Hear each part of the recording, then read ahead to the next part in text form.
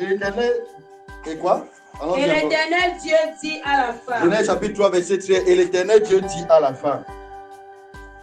Pourquoi as-tu fait cela? Pourquoi as-tu fait cela? La femme répondit. La femme répondit. Le serpent m'a séduit et j'en ai mangé. Regarde, chaque fois qu'on parle du serpent, on fait référence à ça. Alléluia. C'est pour ça que les rêves les plus dangereux commencent lorsque tu vois les serpents. Voir les serpents n'a rien de bon. Dans les rêves, bien sûr. Voir le serpent n'a rien de bon. Quand tu vois le serpent, généralement dans tes rêves, soit te poursuivre, soit t'enrouler, soit te menacer, c'est le signe que Satan travaille contre toi. Je répète, quand tu vas dire, oh, c'est le signe de quoi? Ne réfléchis pas. Si tu rêves, que tu dors et que dans la nuit tu es menacé, poursuivi, attaqué, ou bien mordu, par un serpent, c'est le signe que Satan travaille contre toi. Ça veut dire qu'il faut que tu prennes ton problème au sérieux parce que celui qui est derrière n'est pas humain. Ainsi comme ça dit. Si tu vois le serpent dans tes rêves régulièrement, c'est le signe que Satan travaille contre toi. Parce que l'esprit de serpent fait référence au diable. Regarde dans Genèse 3, verset 13, on dit que le serpent lui dit. Donc le serpent est venu. Amen. Physiquement, c'est le serpent, mais spirituellement, l'esprit de Satan était dans ce serpent. Et le serpent a parlé à la femme pour combattre Dieu et pour combattre les plans de Dieu. Donc la présence du serpent dans tes rêves signifie que l'ennemi combat Dieu et combat les plans de Dieu dans ta vie. La présence de quoi? Signifie quoi? Vous êtes venu avec quoi? Parler avec la vie. La présence, c'est pas la tête, signifie quoi? L'ennemi combat qui? Et combat quoi? Les plans de Dieu dans ta vie. Donc, chaque fois que tu es dans des cauchemars et que tu vois les serpents impliqués dans ce cauchemar, sache que l'ennemi combat les plans de Dieu dans ta vie. Sache que l'ennemi combat Dieu et qu'il combat les plans de Dieu dans ta vie. C'est pour ça que une personne, quelle que soit, qui est attaquée dans les rêves par un serpent ou par des serpents, doit se lever et mener une guerre pour que sa vie soit sécurisée. C'est le fait quoi? Je ne parle pas de prier une seule fois. Mener une guerre, ça veut dire que jusqu'à ce que tu attrapes et que tu saisisses le serpent et que tu le neutralises, la guerre doit continuer. Dans le rêve, quand tu vois les serpents dans tes rêves, 1, 2, 3 fois, tu te dis que non, ça va passer, ça ne passe pas ce genre de choses. C'est pour ça que Luc dit, je vous ai donné le pouvoir de faire quoi? C'est un signe d'autorité, de combat, de conquête. Le pouvoir d'écraser, le pouvoir de soumettre les esprits de Dieu. Donc, lorsque tu es attaqué par les serpents dans les rêves, une chose est certaine, Satan combat les plans de Dieu dans ta vie. Une deuxième chose est certaine, Satan est présent pour combattre Dieu dans ta vie. C'est pour ça qu'il faut avoir une attitude de guerre contre les rêves liés au serpent et contre les manipulations de l'esprit de serpent. Il y a certaines personnes, ce n'est même pas seulement les rêves, ils voient les serpents physiquement, qui apparaissent et qui disparaissent. Il y a des gens qui marchent comme ça et ils voient le serpent. Le serpent n'est pas physique, c'est lui seul qui voit. Mais il voit clairement le serpent. Ça paraît comme ça et ça disparaît. C'est un signe que Satan combat ta destinée. Et s'il vous plaît, lorsque l'esprit de serpent te cherche pour te détruire, c'est que le signe que tu portes quelque chose qui vient de Dieu. Je répète, lorsque l'esprit de serpent te cherche pour faire quoi? C'est le signe que quoi? Même si actuellement tu n'as pas d'argent, il y a quelque chose plus grand que l'argent dans ta vie qui veut détruire. Regarde, je prophétise dans ta vie, l'ennemi ne te détruira pas. Est-ce qu'il peut entendre toi, amen? Ils te feront la guerre, mais ils ne te vaincront pas. Est-ce que tu peux entendre, amen? Les gens qui n'ont pas de rêve, on les attaque. Les gens qui n'ont rien. C'est les seaux vides, les seaux percés. Quand tu rêves et que tu es régulièrement attaqué, c'est qu'il y a quelque chose que l'ennemi cherche. Est-ce qu'on lance le caillou sur le mari qui est serré? Le mari qui est serré, c'est pour ça, pour brûler, pour le bois. Mais le mari qui produit l'entretien avant qu'il produise, c'est pour ça que tout ce qui porte la gloire de Dieu est pourchassé. Si tu es pourchassé par des esprits de serpent, c'est une bonne nouvelle parce que la gloire de Dieu est en toi. Alléluia. C'est pour ça que lorsque l'esprit de serpent agit, toi tu dois réagir et le conquérir. Est-ce qu'il peut entendre ton amen? Est-ce que vous êtes venu avec vos esprits aujourd'hui? Ou bien ils sont là encore. Alléluia. Oui. Luc 10-19 nous dit une chose. L'esprit de serpent doit être détruit. Et non négociation. Il n'y a pas de négociation. Est-ce que comme ça dit? Il n'y a pas de négociation possible. J'ai prié récemment pour une jeune dame dans une maison. Quelque part, veille à ça. Et quand j'ai prié, son papa a commencé à parler avec son papa. Son papa est dans une secte au village qu'on appelle la danse bizarre ou c'est la danse de quoi je dis. Son papa a commencé à parler. Alors moi je lui ai dit que mais je négocie avec qui? Il dit je ne sors pas. Il dit ok si tu sois une monstre, tu veux me tuer pourquoi? Parce que tu habites le corps qu'on t'a pas donné. Et j'ai invoqué le feu et j'ai dit que si je suis un homme de Dieu, moi il va entendre ton deuil. Il est tombé. Est-ce que vous savez que quand la délivrance est passée, le père l'a appelé jusqu'à quelqu'un qui l'appelle. Et c'est moi. Il n'appelait pas non. Mais après la délivrance, il a appelé. Et pourquoi il l'a appelé? Parce qu'il a senti quelque chose d'apprendre. Il a senti qu'il a perdu le contrôle. Donc il voulait lui demander qu'est-ce qui se passe là où tu es là-bas. Elle a aussi refusé quelque chose. Regarde, quand ils vont appeler après ce service-là, même si tu veux tricocher, le réseau ne va pas passer. Parce qu'aujourd'hui, tu es déconnecté de par le feu. Ton amen ne me convainc pas. Alléluia. Donc l'esprit de serpent doit être détruit. Il doit être détruit.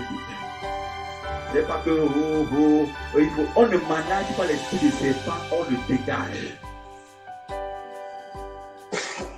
Est-ce que tu peux entendre? Je le commence. On ne fait pas quoi? On ne manage pas l'esprit de serpent, on le dégage. On ne manage pas l'esprit de serpent, on le dégage. On ne manage pas l'esprit de serpent, on le dégage. Là où le serpent règne, la gloire de Dieu ne peut pas régner. Là où la gloire de Dieu règne, le serpent ne peut pas régner. Il n'y a pas de milieu. Par conséquent, je prophétise dans ta vie. Pendant que tu m'écoutes, une notion qui dégage l'esprit de serpent bien sûr au nom de Jésus. Amen. Que je peux entendre toi. Amen. Il y a une jeune fille à l'époque, quand l'église était encore elle était enceinte.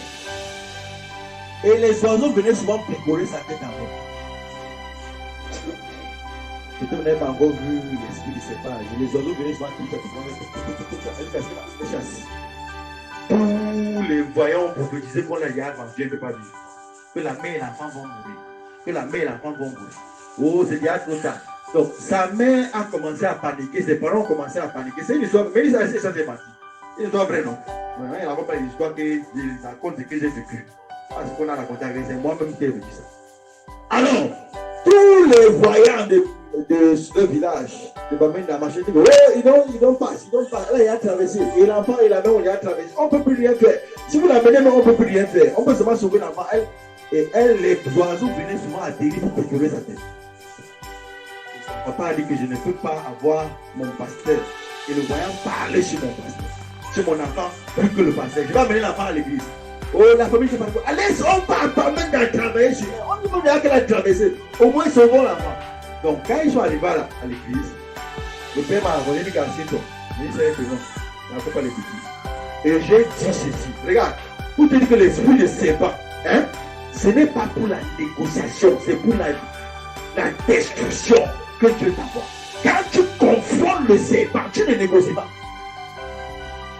Quand tu confrontes un esprit de serpent, tu ne négocies pas. Pourquoi? Parce que le rôle de l'esprit de serpent, c'est de te détruire.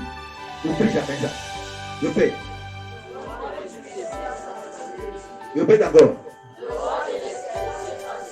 Donc, il n'y a jamais un rêve où tu vas voir l'esprit de serpent qui vient seulement bénir, te bénir. Il n'y a aucune bénédiction dans le serpent. Il n'y a rien de bénédiction dans le serpent. Il n'y a aucune bénédiction dans le serpent. Donc, voilà ce que j'ai dit. J'ai dit que, ok, si Dieu m'a envoyé sur la terre, et que c'est vrai que j'ai l'onction, et la mère et le bébé vont vivre. Amen.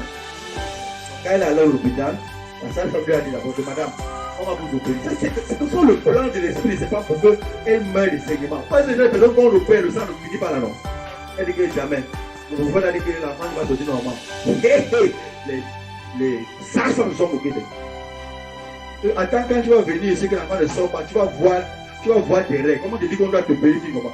Le jour maintenant de l'accouchement, elle est arrivée. La sage-femme fait le toucher, on voit que l'enfant est comme ça. L'enfant n'est pas normal, n'est pas droit. Hein? Ok. Finissez avec le banquier, après vous m'écoutez. Et donc, quand ils arrivent à l'hôpital, donc l'enfant n'est pas droit. Suis-moi très bien. Dans ce qu'il dit là, il y a quelque chose de beau. L'enfant n'est pas droit. La sage-femme commence à le jeter sur la table. Que je vous avais dit depuis le début. Maintenant, appelle ton père pour faire la césarienne.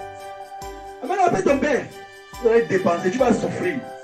Le temps que la sage-femme mette le pied dehors, l'ange de Dieu a dit à l'enfant que tu fais quoi là? L'enfant est sorti, pouf. Le temps qu'on dit que l'enfant sort et que la sage-femme vient sur le plateau, il a tiré le plateau, on est tombé. Alors, c'est tout fort. Est-ce que vous avez dit? Pourquoi est-ce que je dis ça? Parce que je suis en train de voir une vision où mon Dieu fait que ta destinée enfermée sort du ventre de Satan. Regarde, à partir de ce matin, plus personne ne sera enfermé nulle part.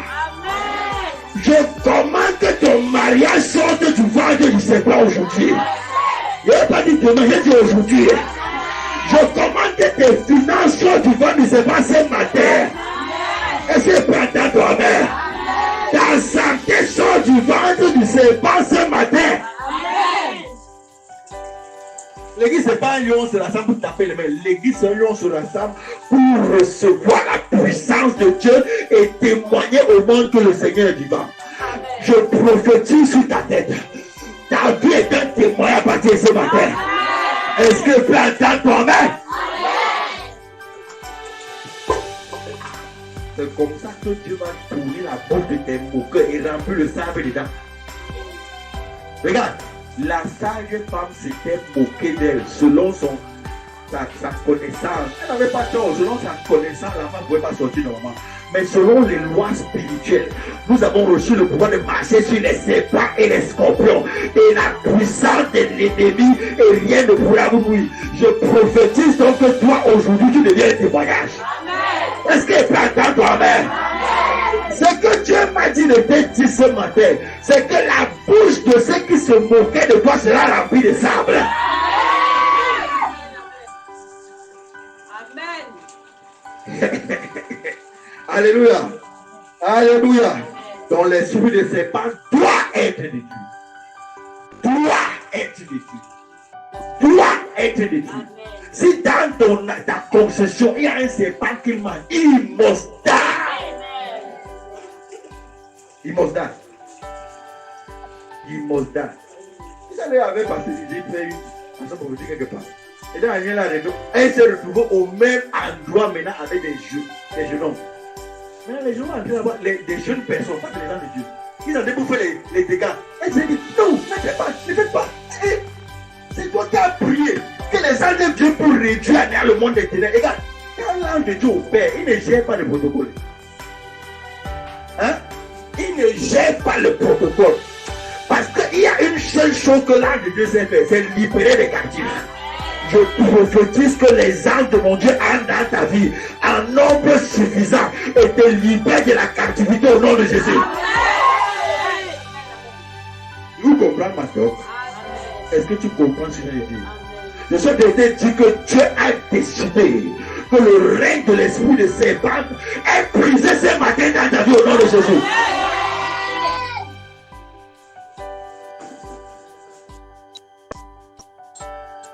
Alléluia. Exode 7, verset 15 nous renseigne une dernière chose. Et il dit ceci, que lorsque Moïse est allé confronter les magiciens, écoute bien le mot magicien. Amen. Lorsque Moïse est allé confronter les magiciens, dans Exode 7, verset 15, parce que dans verset 15, on dit que le serpent de Moïse engloutit les serpents des magiciens. Je vais t'expliquer une chose. Comment ça se passe que Moïse a eu le serpent? Parce que le royaume d'Égypte était basé sur l'adoration du Dieu serpent. Et les pharaons avaient une couronne sur laquelle il y avait la tête du cobra. Donc l'Égypte était sous la domination du Dieu serpent. Et ce Dieu serpent avait donné le pouvoir à ses magiciens de transformer toutes choses et de l'invoquer de telle sorte que les objets deviennent des serpents.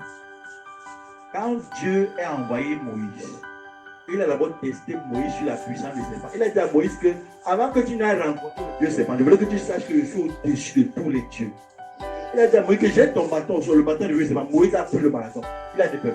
C'est-à-dire qu'il revient, attrape sa queue. Il a attrapé sa queue. Le serpent est revenu le bâton. C'était une démonstration de Dieu pour dire que même si l'esprit de serpent qui est derrière toi, c'est Satan lui-même, à la mention du nom de Jésus, il va obéir. Amen. Et là, ils sont même pas avec moi. Il dit que même si le problème qui est derrière ta vie est sponsorisé par Satan lui-même, à la mention du nom de Jésus, il va obéir. Amen. Il y a beaucoup de personnes ici. Leur destinée, c'est en Europe. Dans les pays européens, aux États-Unis. Je t'envoie là-bas par le feu. Même si le totem de ton village refuse que tu voyages, je dis que toi tu voyages.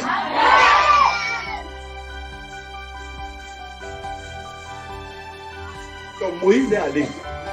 Pardon. Et quand Moïse est allé, la Bible dit qu'il a dit avant, laisse aller mon peuple.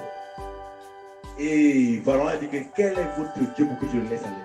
Moïse a dit à Aaron que jette le bâton à Seth pour qu'il comprenne que mon Dieu a le contrôle sur tous les esprits.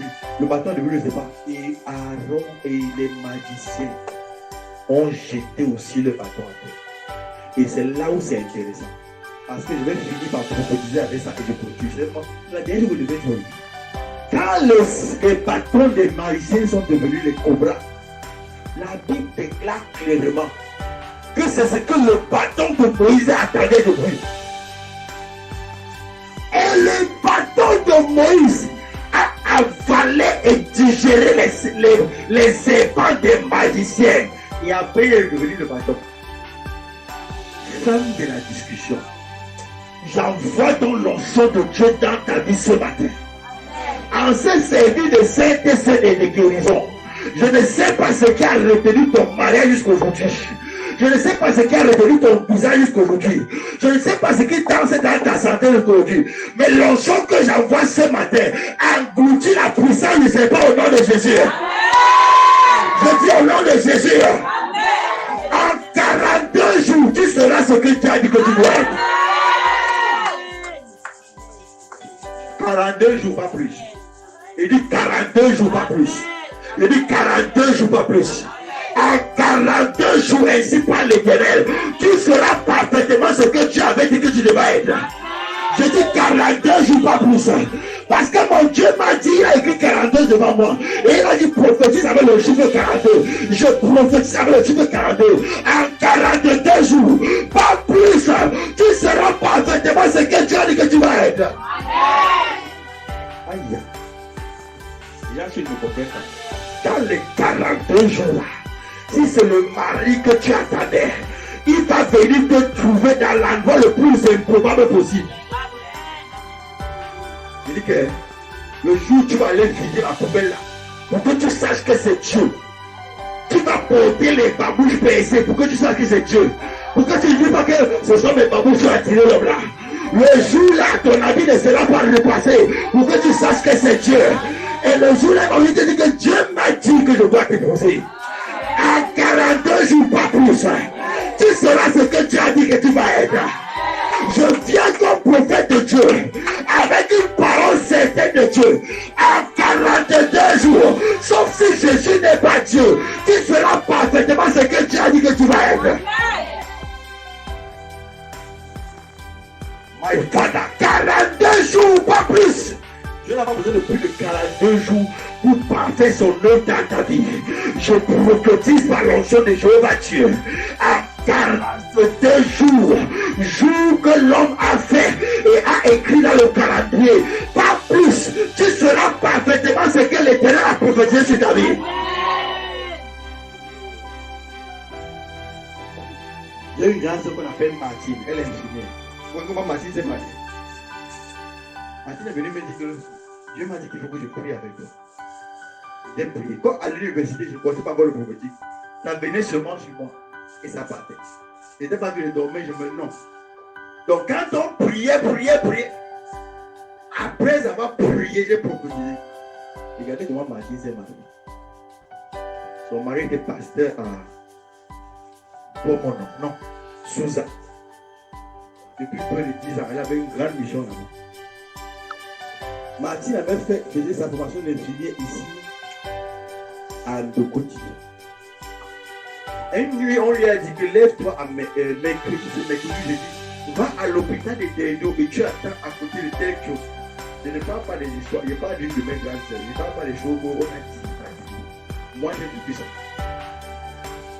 Elle est venue me dire que on m'a dit que est-ce que quand la voix de Dieu parle, on t'est placé là-bas. Et là où on t'a dit, la même nuit, un ange allait dire à son mari, ta femme sera à l'hôpital de Dédou à telle chose à telle heure. Donc à 9h, laisse ton prendre la voiture. Quand tu arrives au rond-point, devant l'hôpital de Dédou. Quand tu arrives à l'hôpital de Dédou, attends à tel niveau. Quand tu vas voir une femme comme ça, imagine comme la mère, exactement comme la mère physiquement. Il a dit, c'est ta femme là-bas. Donc Martine allait rester là-bas. Et le père est venu comme ça. Vas-y ma femme, merci Seigneur, merci. Elle dit, agresseur.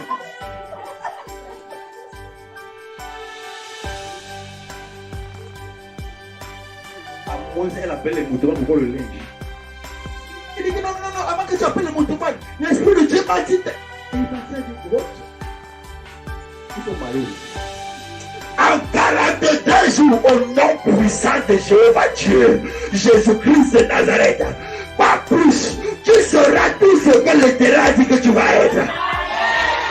Regarde, je ne parle pas pour parler, je prends ma Bible comme ça, j'arrête dans ma main, au nom puissant de Jésus. Le Dieu qui m'a mis dans le bas de ma main, le Dieu du prophète Joël, le Dieu du prophète Moïse, le Dieu du prophète Élie, le Dieu d'Élisée, le Dieu qui a donné un corps à Jésus-Christ et qui l'a fait prophète et sauveur sur la terre. Le Dieu du prophète Zacharie, le Dieu du prophète Ézéchiel, c'est lui que j'invoque sur ta vie maintenant. Et c'est lui qui m'a dit de te dire, à 42 jours, les jours de l'homme sur la terre, 42 jours. Avant le terme de ces 42 jours, à partir de ce jour-ci, tu seras dans ta prophétie en train de te réjouir de son accomplissement parfait. My God. C'est 42 jours, c'est pas plus, c'est 42. C'est 42. C'est pas plus, je ne raconte pas les petits, je dis Ayaka Barokosa. Voilà une force, voilà une notion, une gloire de Dieu que personne ne peut stopper. Là, voilà qui est venu sur toi maintenant. Merci Seigneur. Regarde, pour te choquer, je peux te dire quelque chose. Le 38e jour, le témoin sera établi. Donc tu vas attendre seulement 42 jours pour dire que j'attends 42 jours pour que après je vais témoigner. Le 38e jour à partir d'aujourd'hui, tout sera parfaitement établi. Donc je te dis, c'est ce que l'Esprit de Dieu a pour toi ce matin. Je te le dis de façon certaine. À tous ceux qui attendaient de Dieu là, à tous ceux que Dieu avait choisis, je te le dis que c'est certain. 42 jours sur le délai que l'Esprit de Dieu a fixé. Et ce délai ne traversera pas. Quelqu'un peut dire amen. Là je commande. Est-ce que Dieu m'a dit de prier pour la contre les maladies? Regarde, vous êtes imposé les mains, je dis seulement, ça va s'accomplir. Toute maladie étrange, démoniaque, satanique, impure, dans le sang, dans le corps, dans les os, dans la chair, je la maudis maintenant. Amen. Tu vas seulement te rendre compte que c'est parti. Je commande que les maladies soient expulsées de ton corps. Amen. Ce qu'on t'a donné dans les reins qui t'a empoisonné, ça sort. Amen. Tout ce qui opère dans ta santé, ça sort. Amen. Ce qui te rendait malade, ça sort. Amen. You are free. You are free. You are free. Il y a quelqu'un qui a demandé à Dieu dans ses prières. Je vois ses prières. Seigneur, donne-moi un bon travail. S'il te plaît, donne-moi un bon travail. S'il te plaît, la personne là, je t'annonce quelque chose. Reçois le bon travail là au nom de Jésus. Mais pardon, quand tu vas aller travailler, respecte les principes de Dieu pour que tu prospères. Parce que quand tu vas avoir le travail, c'est pas maintenir ça, c'est quand tu vas rester les principes de Dieu. Paye ta dîme, paye tes offrandes, paye tes actions de grâce et sois fidèle dans ton travail. Et tu travail ne partira pas. Je m'adresse à la personne, il est bien, oh Dieu, donne-moi un bon temps. C'était la prière de la personne, j'ai vu ça clair. Reçois ça, c'est ton travail qui est maintenant.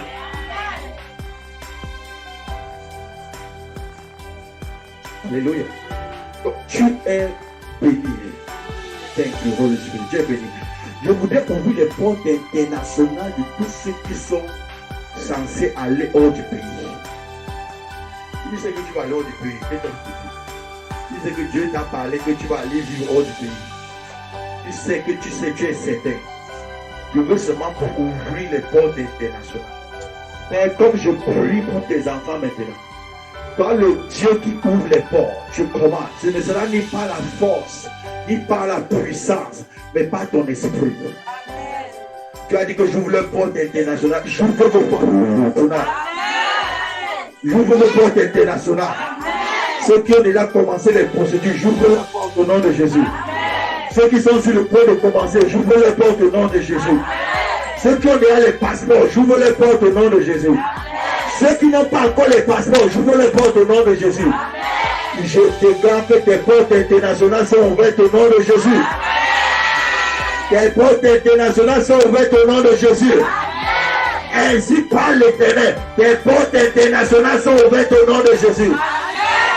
Maintenant, assieds-toi là, on va prendre la scène comme d'habitude. Le temps que maman Jean et le pasteur lui dit, commence à organiser.